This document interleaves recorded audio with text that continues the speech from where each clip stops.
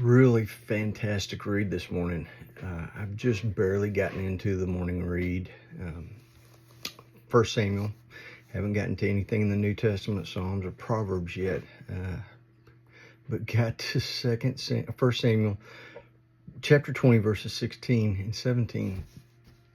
And just two verses, but each verse just seems to have this prophetic word in it. So Jonathan made a covenant with the house of David, saying, "May the Lord call David's enemies to account." And Jonathan had David reaffirm his oath out of love for him, because he loved him as he loved himself. Well, the first thing is the house of David. When David and Jonathan made this covenant, there was no house of David. David was on his own. He's just a soldier. But later in 2 Samuel chapter 7, God makes a covenant, the Davidic covenant, with the house of David. And I just think it's amazing how Jonathan here wants to make a covenant with the house of David. And coincidence? I don't think so. He uses specific terminology, and I looked in the original Hebrew, and it says the house of David. So Jonathan speaking a prophetic word that there will be a house of David, and it'll be so great that God will make a covenant with the house of David.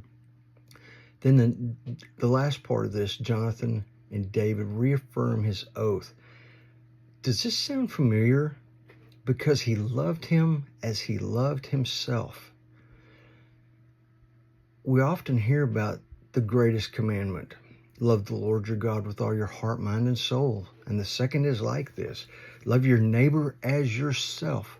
Jesus tells us this in Matthew, Matthew 22, 36 through 40.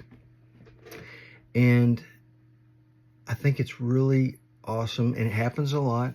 We don't always notice it, but it's always great that when something big like this comes out, we have an example to go back and follow. If you want to know what loving your neighbor as yourself looks like, read about the relationship between David and Jonathan, because that is what loving your neighbor as yourself should look like.